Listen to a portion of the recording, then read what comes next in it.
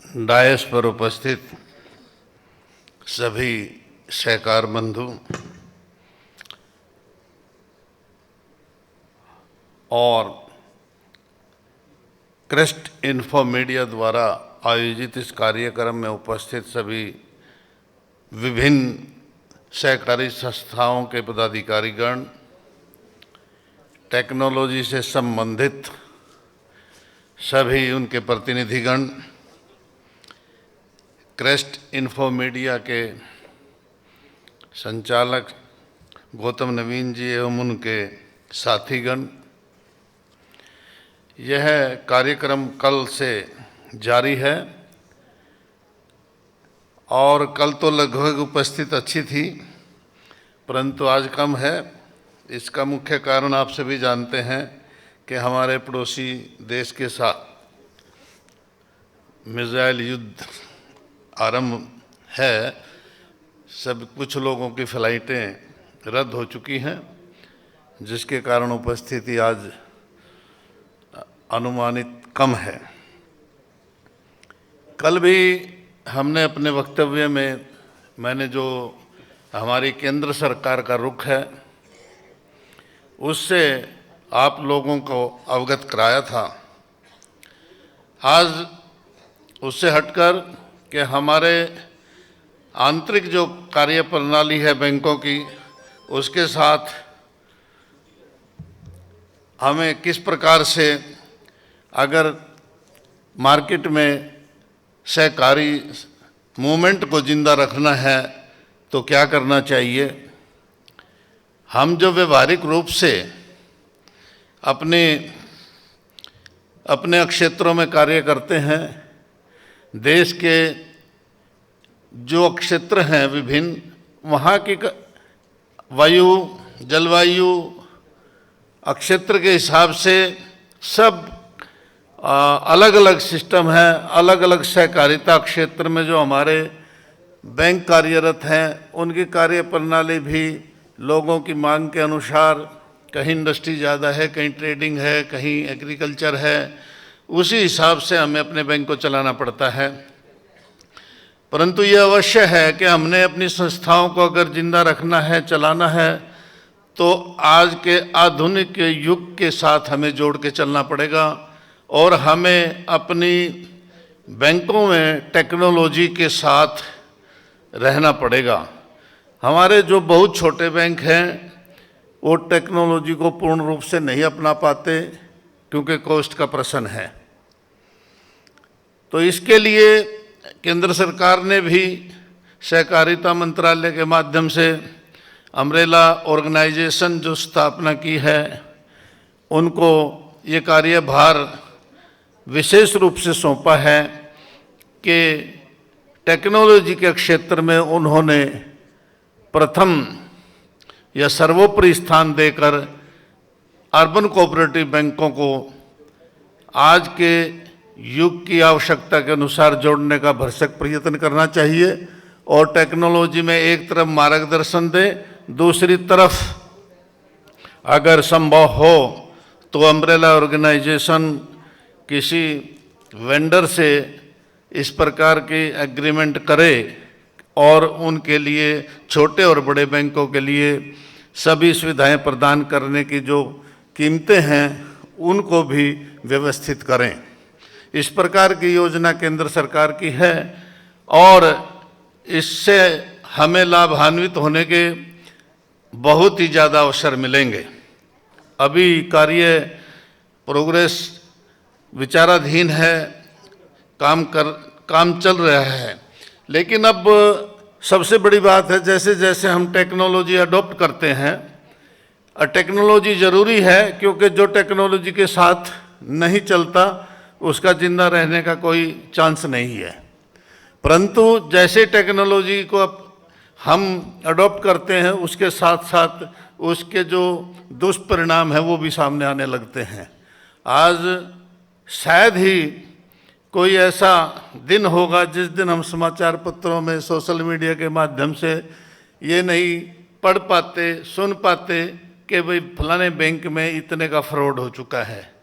आजकल cyber fraud इतने हो चुके हैं कि जो समझदार व्यक्ति भी ऐसे जाल में फंस जाते हैं। अभी एक भारतीय रिजर्व बैंक से अधिकारी के पद से रिटायर हुए थे और उनको 1 करोड़ से ज़्यादा का चूना लगाया है साइबर ठगी में।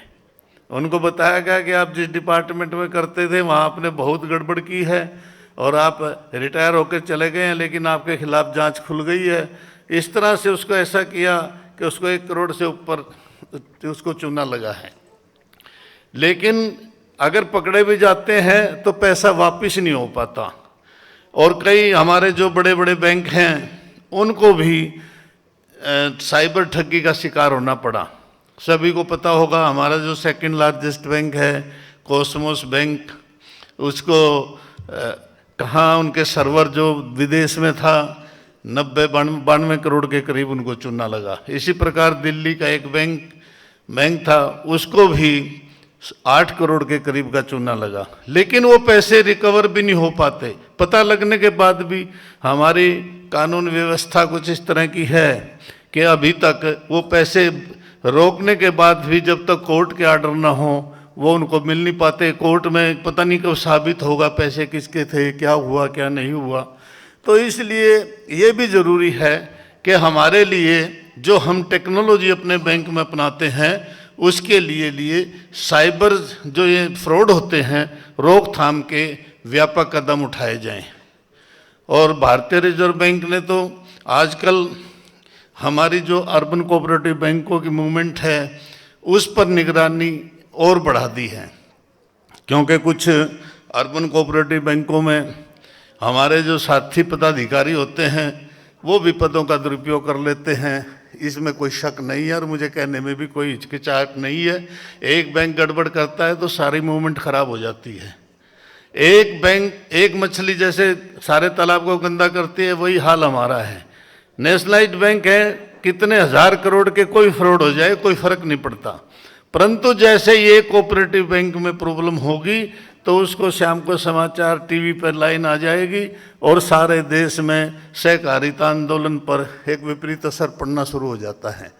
तो इस प्रकार से वैसे भी हमें देखना है कि कहाँ 1979-80 में 2200 के करीब अर्बन कोऑपरेटिव बैंक थे, अब 1470 के आसपास बचे हैं। रोजाना जब हम भारतीय रिजर्व बैंक की वेबसाइट देखते हैं तो उसमें तीसरे चौथे दिन 2 या 3 अर्बन कोऑपरेटिव बैंकों पे पेनल्टी लग गई है और किसी का लाइसेंस कैंसिल हुआ है, किसी की AID लगी हुई है, उनको एक्सटेंशन दे दी गई है। तो इस प्रकार की जो भारतीय रिजर्व बैंक की नीति है कि या तो जो मैं समझ पाया हूँ कि या तो बैंक चले या नहीं तो बंद कर दो, लेकिन उसके लिए अब जब कोई स्मॉल फाइनेंस बैंक को भारतीय रिजर्व बैंक परमिशन देता है तो वो पहले दिन से सारी सुविधाएं उनको मिल जाती हैं, चाहे इंटरनेट बैंकिंग है, चाहे UPI है, कोई भी चीज़ें हैं जो टेक्नोलॉजी में अलाउड हैं आजकल बैंकिंग में। परंतु अगर कोई अर्बन कोऑपरेटिव बैंक है उसके 4 टायर हैं और एक यूनिट बैंक जो 100 करोड़ से नीचे है, ये टायर 1, फिर टायर 2, इनको तो आजकल कोई भी सुविधा नहीं मिल पाती। इस तरह के पैरामीटर हैं कि कोई भी बैंक इस तरह से जैसे small finance bank, private bank या PSU बैंक सारी सुविधा देते हैं, हमारे बैंक नहीं दे पाते। सबसे बड़ी जो हमारी रुकावट है यही है।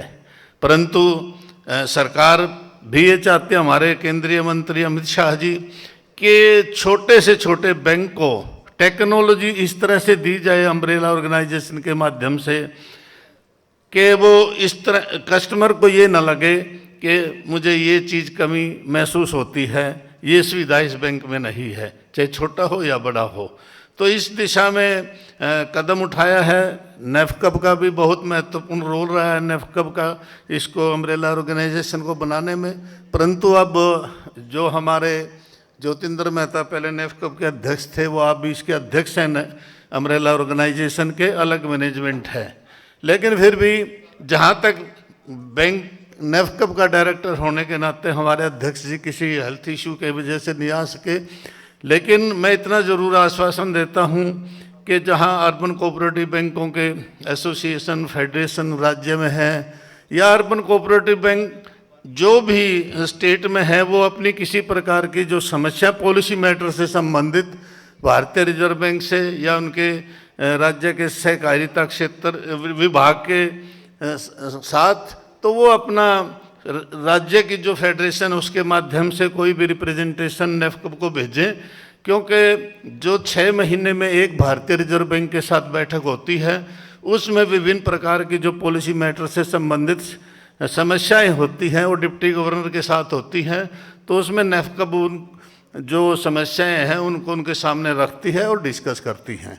इसलिए जो सहकारी क्षेत्र से जुड़े हुए हमारे साथी हैं उनसे प्रार्थना है कि इस प्रकार की जहां कोई आपको पॉलिसी मैटर से संबंधित शिकायत या समस्या है उसको अपने राज्य सहकारी संघों के माध्यम से नेशनल फेडरेशन को लिखित रूप में भेजें, उनके निराकरण के लिए व्यापक कदम उठाए जाएंगे।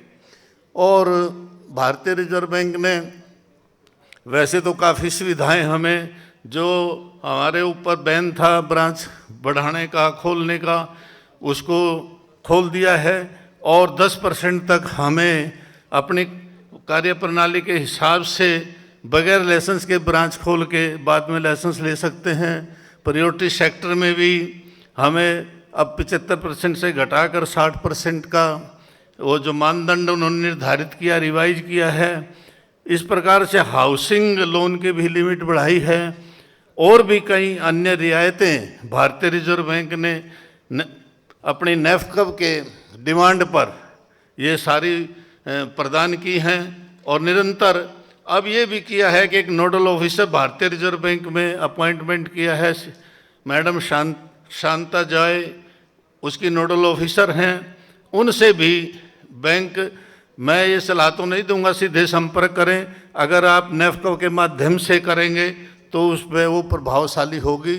अभी वो उन्होंने नॉर्थ स्टेट की 23 मई को, आगे आने वाली 23 मई को जयपुर में बैठक रखी है। नॉर्दर्न स्टेट के जो परिसंघ हैं, फेडरेशंस हैं, उनके चेयरमैन वहाँ पार्टिसिपेट करेंगे और जो भी उसमें समस्याएं होंगी उनके सामने रखेंगे। तो मेरा आज का मुख्य उद्देश्य आपको, क्योंकि वेंडर्स भी यहाँ हैं, सभी वेंडर से भी अनुरोध करता हूँ कि जो इनके पास टेक्नोलॉजी है वो इस तरह की होनी चाहिए उसमें कि फ्रॉड की गुंजाइश ना रहे। दूसरा, बैंकों की जो कार्यप्रणाली है, छोटे हैं बड़े हैं, उसके हिसाब से वो अपना कीमत रखें, तो ये एक अच्छा सहकारिता क्षेत्र से जुड़ने का उनके लिए भी अच्छा कदम होगा। और जहाँ तक आपने देखा होगा कि जो भारतीय रिजर्व बैंक छोटी छोटी बातों पर पेनल्टी लगाता है, और पेनल्टी लगाने से हमारे जो financial sound well managed bank के जो नॉर्म हैं उसमें ये जरूर आता है एक पॉइंट कि 2 साल के अंदर अंदर पेनल्टी नहीं लगी होनी चाहिए। अगर वो 2 साल के अंदर पेनल्टी लगी है तो वो हमारा जो FSWM का दर्जा ख़त्म हो जाता है, उसके ख़त्म होने से जो हमारी ग्रोथ रुक जाती है। तो इस प्रकार से इस चीज़ का हमने सभी सहकार बंधुओं ने ध्यान रखना है कि हमारी जो संस्था है, चाहे छोटी हो चाहे बड़ी हो, सबके पैरामीटर फिक्स हैं और हमने उन पैरामीटर को अचीव करना चाहिए अपनी नित्य जो कार्य प्रणाली है उसके लिए। तो इसलिए अपनी कार्य प्रणाली में हमें विशेष ध्यान देना पड़ेगा।